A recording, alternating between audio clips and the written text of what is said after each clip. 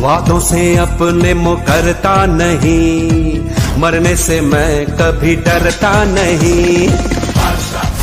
2023 की दो सबसे बड़ी हिट देने वाले किंग खान 58 साल के हो गए हैं। उम्र के इस पड़ाव पर भी एसआरके ने वो रिकॉर्ड ब्रेकिंग कमबैक किया है जिसे हिंदी सिनेमा के इतिहास में पहले कभी नहीं देखा गया। जवान और पठान ने बॉक्स ऑफिस पर कुल 2196 करोड़ का कलेक्शन किया। दोनों ही फिल्में भारत की टॉप 3 हाईएस्ट ग्रॉसिंग हिंदी फिल्मों में दूसरे और तीसरे नंबर पर हैं। पहले पर आमिर खान की दंगल है। इस कमबैक से शाहरुख की नेटवर्थ 1300 करोड़ रुपए का इजाफा हुआ है। अब वो 64,000 करोड़ के मालिक हैं। दुनिया के अमीर एक्टर्स की लिस्ट में चौथे पायदान पर उनका नाम है। कमाई के मामले में उन्होंने टॉम क्रूज, जैकी चैन और आर्नोल्ड श्वार्ज़नेगर को भी पीछे छोड़ दिया है। एक समय ऐसा भी था जब शाहरुख खान ने गरीबी में गैर कानूनी तरीके से कैरोसिन भी बेचा था। उनका इस मुकाम तक पहुंचने का सफ़र आसान नहीं था। कभी मां की मौत से टूटे तो कभी एक कंधे पर लगी चोट से स्पोर्ट्समैन बनने का सपना टूट गया। संघर्षों के ऐसे तमाम किस्सों के बारे में आज हम बात करेंगे। इतिहास का सबसे बड़ा कमबैक करने वाले शाहरुख खान साल 2018 की फिल्म जीरो के बुरी तरह फ्लॉप होने के कारण शाहरुख खान ने फिल्मों से ब्रेक ले लिया था। द जोया फैक्टर, ब्रह्मास्त्र जैसी फिल्मों में कैमियो करने के बाद शाहरुख ने 4 साल बाद बतौर हीरो 2023 में फिल्म पठान में कमबैक किया। इस फिल्म ने 1015 करोड़ रुपए कमाकर कई बड़े रिकॉर्ड तोड़ दिए। फिल्म पठान भारत के इतिहास की दूसरी सबसे बड़ी हिंदी फिल्म, 2023 की हाईएस्ट ग्रॉसिंग फिल्म और भारत की चौथी सबसे ज़्यादा कमाने वाली फिल्म बनी। इस फिल्म का रिकॉर्ड शाहरुख खान के कमबैक की दूसरी फिल्म जवान ने तो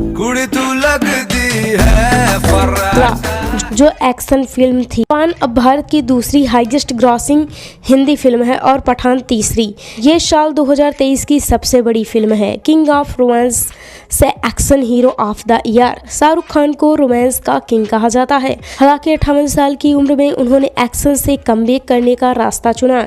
इस साल रिलीज हुई उनकी दोनों फिल्में एक्शन जॉनर की थी। जॉनर बदलकर रिकॉर्ड ब्रेकिंग कमबैक करने वाले शाहरुख पहले बॉलीवुड एक्टर हैं। हालांकि उनकी अगली film Dunki social comedy drama है। एक साल में नेटवर्थ में हुआ 1300 करोड़ का इजाफा। दुनिया के चौथे सबसे अमीर एक्टर। 2023 में शाहरुख खान की नेटवर्थ में 1300 करोड़ रुपए का इजाफा हुआ। बीते साल 2022 में शाहरुख की नेटवर्थ 51 करोड़ रुपए थी, जिसमें जवान और पठान की कामयाबी के बाद 8% की बढ़ोतरी हुई है। शाहरुख खान की फिल्म पठान ने 150 करोड़ रुपए का कलेक्शन किया। टाइम्स ऑफ इंडिया की रिपोर्ट के मुताबिक उन्होंने यश राज प्रोडक्शन के साथ फिल्म पठान को 60% प्रॉफिट शेयरिंग कॉन्ट्रैक्ट पर साइन किया था। इसके अलावा फिल्म के लिए उन्होंने 100 करोड़ रुपए फीस चार्ज की थी। फाइनेंशियल एक्सपर्ट की रिपोर्ट के अनुसार उन्होंने जवान को भी 60% प्रॉफिट शेयरिंग और 100 करोड़ फीस के साथ साइन किया था। फिल्म जवान को शाहरुख खान के production house Red Chilli Entertainment ने ही प्रोड्यूस किया था। ऐसे में ओटीटी और चैनल राइट्स का सीधा मुनाफा भी उन्हें ही मिला। इसी के साथ उनकी नेटवर्थ 1300 करोड़ रुपए बढ़ चुकी है। अब उनकी नेटवर्थ 6400 करोड़ रुपए हो चुकी है, जिसके साथ शाहरुख खान दुनिया के चौथे सबसे अमीर एक्टर बन चुके हैं। कमाई के मामले में शाहरुख खान ने जैकी चैन और टॉम क्रूज को भी पीछे कर दिया है। डंकी हिट रही तो साल में 3 मेगा ब्लॉकबस्टर देने वाले अकेले बॉलीवुड स्टार होंगे शाहरुख। शाहरुख खान की अपकमिंग फिल्म डंकी 22 दिसंबर को रिलीज होने वाली है। इस सोशल कॉमेडी ड्रामा फिल्म को राजकुमार हिरानी डायरेक्ट कर रहे हैं, जिसके निर्देशन में बनी सभी फिल्में सुपरहिट रही। चाहे वो मुन्ना भाई MBBS हो, लगे रहो मुन्ना भाई या 3 इडियट्स हो, संजू हो या पीके। 100% हिट फिल्मों का ट्रैक रिकॉर्ड रखने वाले राजकुमार हिरानी और शाहरुख की फिल्म डंकी अगर ब्लॉकबस्टर रही और 500 करोड़ से 1000 करोड़ की कमाई कर ले गई तो शाहरुख एक साल में back to back 3 mega blockbuster फिल्में देने वाले देश के इकलौते स्टार बन जाएंगे। वैसे अभी भी एक साल में 100 करोड़ कमाई करने वाली 2 फिल्में देने वाले शाहरुख अकेले स्टार हैं। अफगानिस्तानी पठान थे दादाजी, दंगों के चलते पिता लौट नहीं सके। शाहरुख खान के दादा और मीरजान मोहम्मद अफगानिस्तानी पठान थे। उनके पूर्वज को ताल्लुक कश्मीर से था, जो सालों पहले अफगानिस्तान में बस गए थे। शाहरुख के पिता मीर ताज मोहम्मद का जन्म भी अफगानिस्तान में ही हुआ था। 1946 में वो दिल्ली यूनिवर्सिटी से वकालत करने भारत आए थे। हालांकि इसके बाद भारत पाकिस्तान के बंटवारे से शुरू हुए दंगों के बाद वो अफगानिस्तान नहीं लौट सके। शाहरुख के कई रिश्तेदार आज भी अफगानिस्तान के किस्सा ख्वानी बाजार में रहते हैं। वैसे तो पेशे से मीरताज मोहम्मद वकील थे, लेकिन वकालत में कामयाबी न मिलने पर उन्होंने पहले फर्नीचर का बिजनेस किया, फिर वो भी नहीं चला तो ट्रांसपोर्टेशन और कैरोसिन डीलिंग का काम शुरू कर दिया। जब सारे बिजनेस एक एक कर बंद हो गए तो उन्होंने दिल्ली के विलिगन हॉस्पिटल के पीछे चाय की दुकान खोल ली। 1956 में मीरताज मोहम्मद लतीफ़ फातिमा से शादी कर दिल्ली के राजेंद्र नगर के इलाके में किराए के घर में रहने लगे। एक बेटी के बाद 2 नवंबर 1965 को उनके घर बेटे शाहरुख का जन्म हुआ। शाहरुख ने 5 साल बेंगलोर में अपने नाना नानी के साथ गुजारे। उनके नाना इख्तियार अहमद पोर्ट में चीफ इंजीनियर थे। शाहरुख की मां लतीफ़ फातिमा भी पढ़ी लिखी थी। इंग्लैंड की ऑक्सफोर्ड यूनिवर्सिटी में पढ़ाई करने वाली लतीफ़ फातिमा फर्स्ट क्लास मजिस्ट्रेट थी। वो पूर्व प्रधानमंत्री इंदिरा गांधी की करीबी थी और उनके साथ सोशल वर्क किया करती थी। स्पोर्ट्समैन बनना चाहते थे। कंधे में लगी चोट से टूटा सपना। शाहरुख खान ने पढ़ाई सेंट कोलंबस स्कूल से की। वो पढ़ाई के साथ हॉकी और फुटबॉल में भी माहिर थे। खेलकूद में बेहतरीन प्रदर्शन के लिए उन्हें स्कूल का सबसे बड़ा सोर्ड ऑफ ऑनर अवार्ड मिला था। वो स्पोर्ट्समैन बनना चाहते थे, लेकिन एक दिन खेलते हुए उनके कंधे पर इतनी गहरी चोट लगी जिससे डॉक्टर्स ने उन्हें खेल से दूर रहने की सलाह दी। स्पोर्ट्स छोड़ने के बाद उन्होंने हंसराज कॉलेज में इकोनॉमिक्स की पढ़ाई के साथ प्ले में हिस्सा लेना शुरू किया। दिल्ली के थिएटर एक्शन ग्रुप से जुड़कर उन्हें बेरी जोन्स से एक्टिंग सीखने का मौका मिला। ग्रेजुएशन के बाद उन्होंने दिल्ली के जामिया मिलिया इस्लामिया कॉलेज के मास कम्युनिकेशन मास्टर्स में दाखिला लिया। फिर एक्टर बनने के लिए पढ़ाई अधूरी छोड़ दी और नेशनल स्कूल ऑफ ड्रामा में दाखिला ले लिया। खुद को हीरो बनने लायक नहीं समझते थे Shahrukh. National school of drama में एक्टिंग सीखते हुए शाहरुख की मुलाकात फिल्म और टेलीविज़न इंडस्ट्री से जुड़े कई लोगों से हुई। उन्हें लेक टंडन के टीवी शो दिल दरिया में काम मिला था, जिसकी शूटिंग 1988 में शुरू हुई थी। हालांकि ये शो बनने में देरी हो गई और उन्होंने राजकुमार कपूर के निर्देशन में बने 1989 के शो फौजी से एक्टिंग करियर की शुरुआत की। वो अजीज मिर्जा के शो सर्कस, जो कि 1989 मणिकोल के शो इडियट 1992 में और उम्मीद 1989 का हिस्सा भी बने। शाहरुख के दमदार अभिनय की तुलना दिलीप कुमार से की जाती है। कई लोग उनसे कहते हैं कि उन्हें टीवी सीरियल्स में नहीं बल्कि फिल्मों में काम करना चाहिए। हालांकि वो खुद को फिल्म में हीरो बनने के लायक नहीं समझते थे।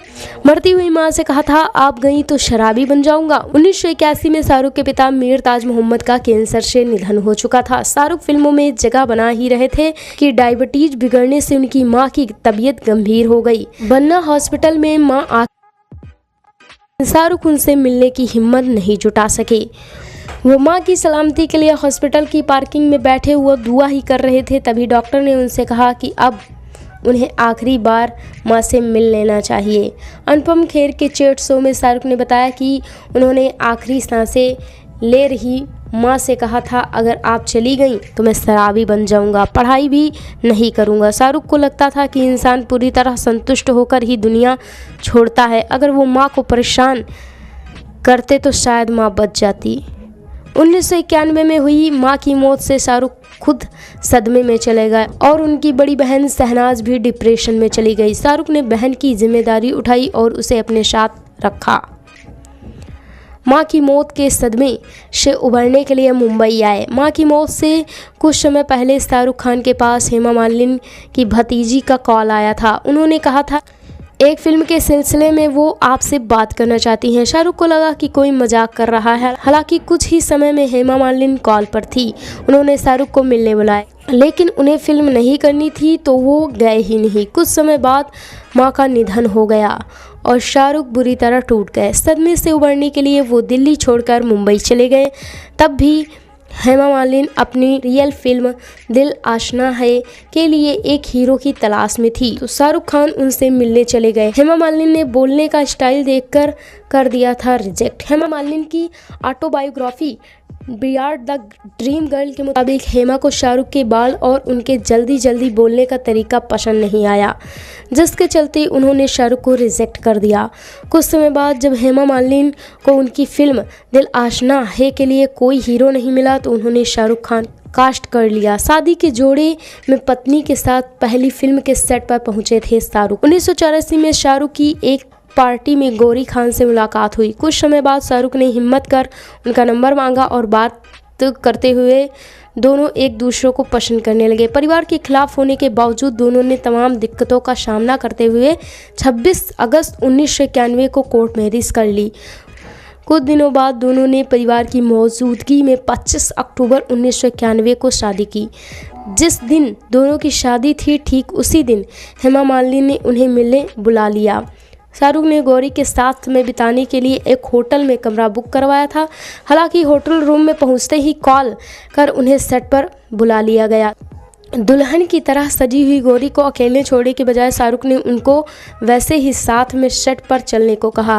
हेमा सेट पर नहीं थी तो उन्होंने गौरी को मेकअप रूम में छोड़ दिया और खुद शूटिंग करने लगे। घंटों इंतजार के बाद भी हेमा नहीं पहुंची। के करीब 2 बजे जब शाहरुख गौरी के पास पहुंचे तो देखा कि वो सो चुकी हैं। ये किस्सा शाहरुख खान के दोस्त और पत्रकार मुश्ताक शेख ने किताब कहानी शाहरुख खान में लिखा था।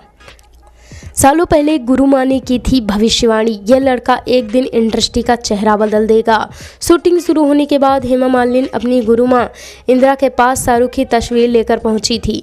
तब उन्होंने भविष्यवाणी की थी कि एक दिन यह लड़का इंडस्ट्री का चेहरा बदल देगा। सालों बाद गुरु माँ की कही बात सच हुई। 1991 में शाहरुख खान ने एक साथ 4 फिल्में दिल आशना है, दीवाना, राजू बन गया जेंटलमैन और चमत्कार रिलीज हुई और सारी हिट रहीं। इन फिल्मों की बदौलत शाहरुख खान को 1992 की फिल्म बाजीगर मिली। फिल्म बाजीगर और डर में नेगेटिव रोल निभाकर शाहरुख खान स्टार बन गए। 1991 से लेकर अब तक शाहरुख खान 78 फिल्मों में बतौर हीरो काम कर चुके हैं। पठान और जवान के बाद अब शाहरुख की फिल्म डंकी पर सबकी नज़र गड़ी हुई है। राजकुमार हिरानी के निर्देशन में बनी फिल्म डंकी पलायन पर आधारित एक कॉमेडी ड्रामा फिल्म है। इसके अलावा शाहरुख खान टाइगर 3 में भी सलमान के साथ केमियो करते नजर आएंगे। टाइगर 3 यशराज प्रोडक्शन की स्पाई यूनिवर्स की फिल्म है। इसी स्पाई यूनिवर्स में शाहरुख खान की फिल्म पठान भी